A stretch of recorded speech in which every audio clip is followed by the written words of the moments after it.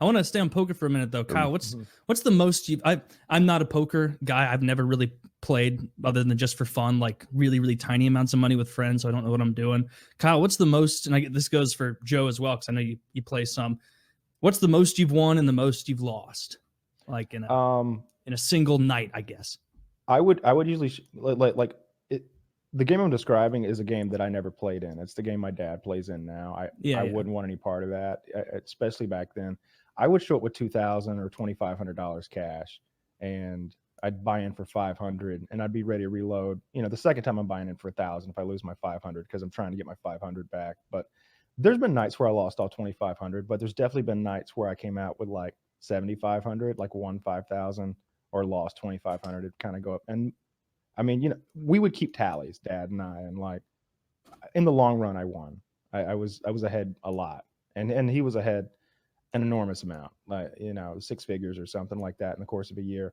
But we're just playing like small town, at somebody's garage or somebody's place of work. I'm not gonna say exactly where. Maybe a club. Can you, maybe one of those can clubs. you NSA an address maybe, real quick? maybe like a throw that out. Maybe like a moose club or something, like some other animal. So, those sort of games where it's like a private institution. People who are winning and losing 20 and 40 grand in a night, how would you ballpark their annual income?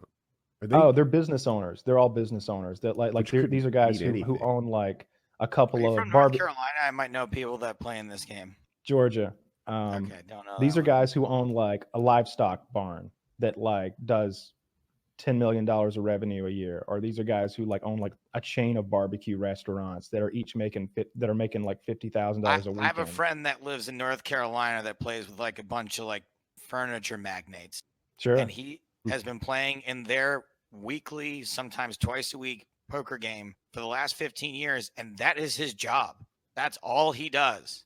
Good for that guy. Play against these guys in poker 2 nights a week. It's a scary situation, honestly, when you think about it. Like one of the games I played in was in a bar, and but the night we played, there would be no drinking, and there's a guy at the bar with a gun, so you're not really worried about getting robbed. And that game in particular, there'd never be more than probably $40,000 in the house. But the game that they play now, there's gotta be $150,000 in the house, maybe $200,000.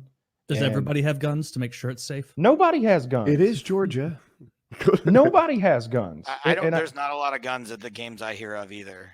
And I'm not talking about the players shouldn't have guns. Let me just say that. But I was like, why don't they slip some guy? Everybody chip in $50, and some guy sits in the corner with a shotgun, and that's his job. He's gonna. I want to be that guy, and then I'm gonna rob everyone. One of you by the end of the night, he's like, God damn, they paid me $50 a piece. Hell, they're betting $200 a card.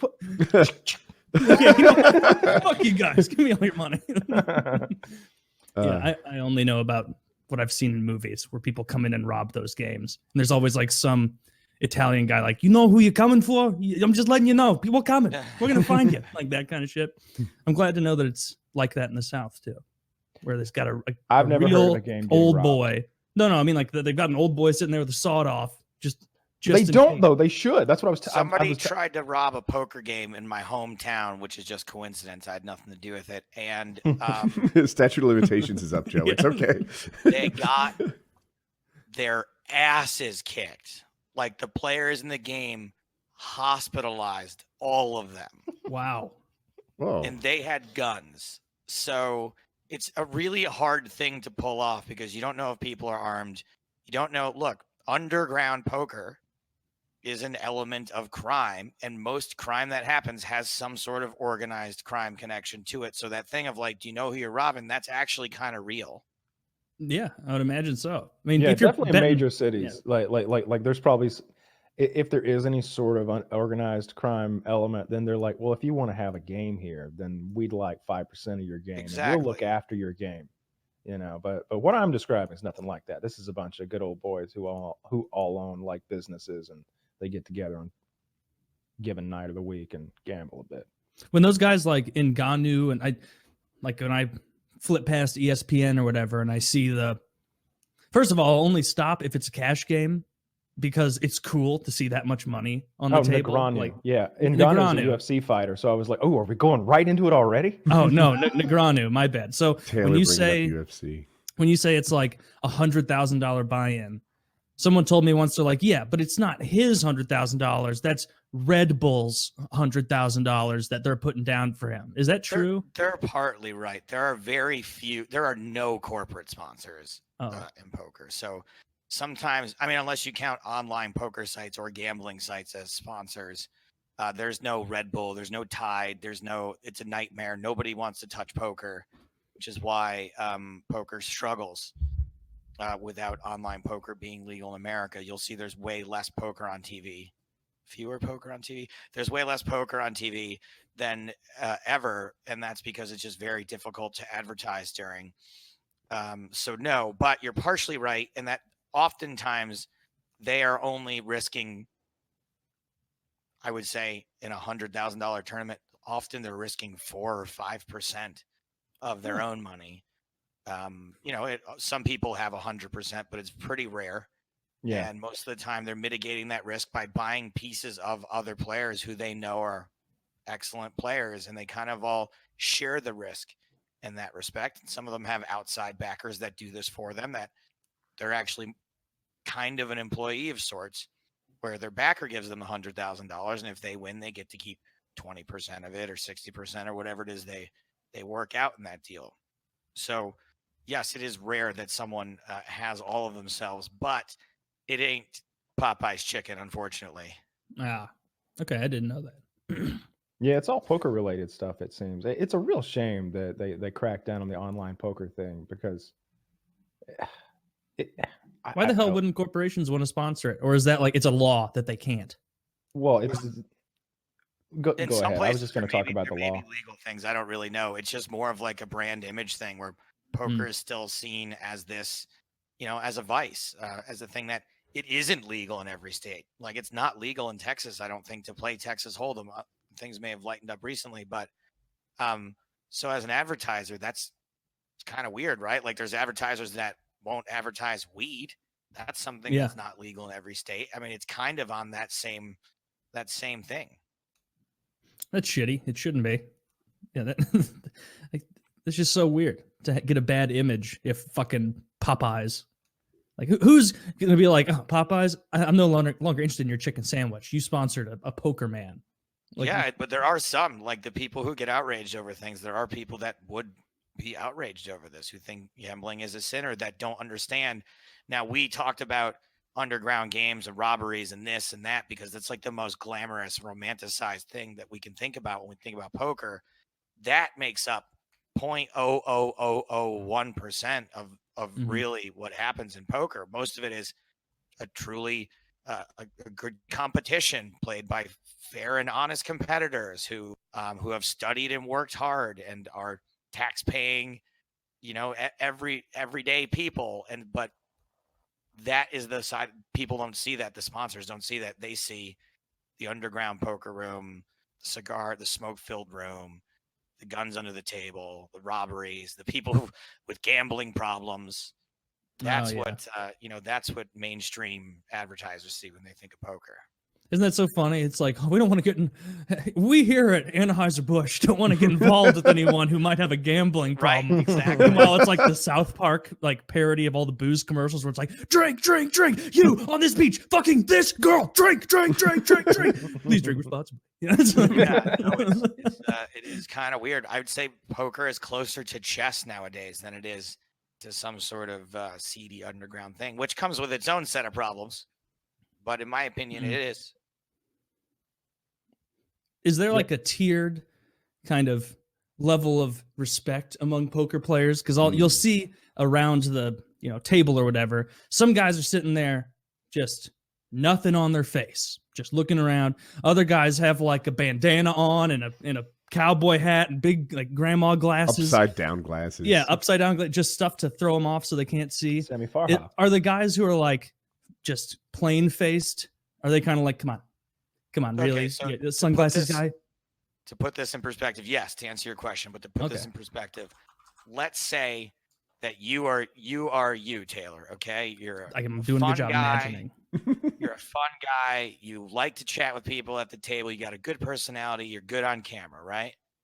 Yeah. And let's say that you were so good at poker and so good at math and so good at calculating ROI that you figured out if when you're sitting at the poker table, if you sat there and didn't speak to anyone and weren't friendly and just were very robotic, but you would make an extra $500 an hour while you play poker. Yeah. Would you? I would be the most boring man in America. Why would he make an extra 500 for being straight-faced? Because these guys realize that there's nothing in it for them to be chatty at the table. It takes away from their concentration. It may give things away.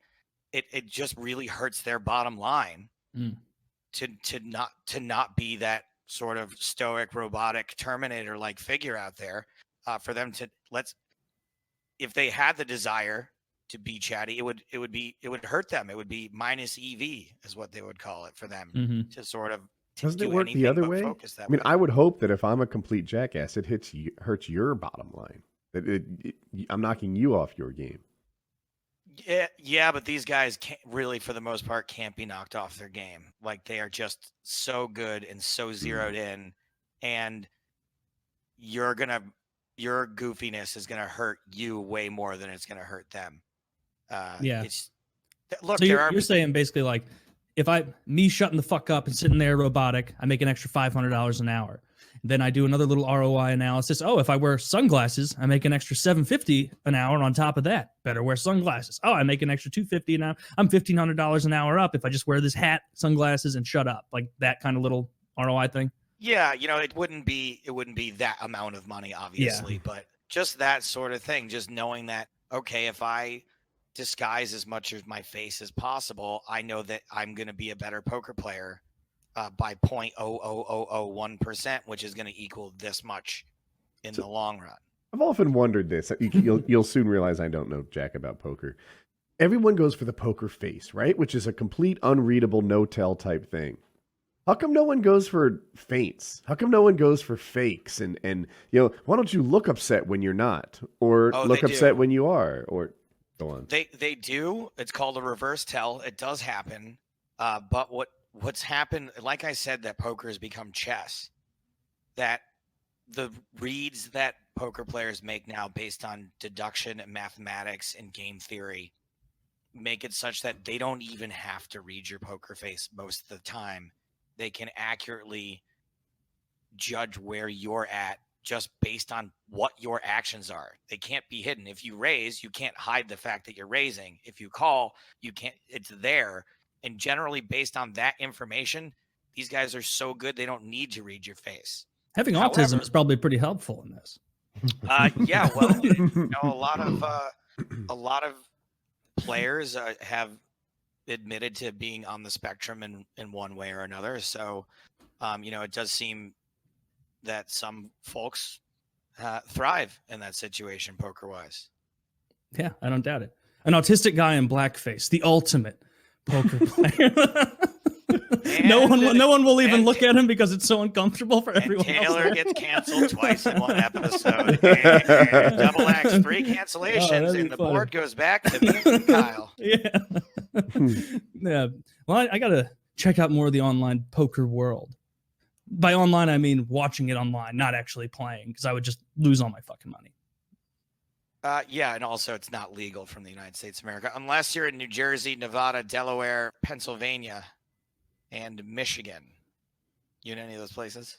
Or if your VPN bounces through one of those places. VPNing does sometimes work. It is against the terms of service, and what happens is when they catch you, they just keep your winnings. So it's really not worth it. Oh, then they probably love that. Yeah. So you're saying the house outsmarted me? Who would have guessed such a thing? Yeah, and honestly, in poker, it's really hard to do since the house generally isn't playing against you. But if for some reason you want to VPN in, you can make the house quite profitable. I managed to still lose to the house. They actually just take your money and pass it back to whoever you quote unquote cheated out of it. They don't actually keep it. You just don't get it. Yeah. Yeah, that makes sense.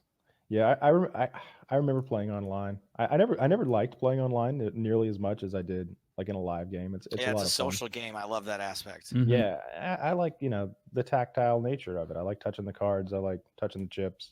I like sitting there and drinking and smoking and just seeing all the people and Yeah, I don't know. I just never like seeing the cartoon characters sitting around the table, and it's much more of a math problem than a game at that point. It seems like. Sure is. Ugh. Math. Yeah. Math.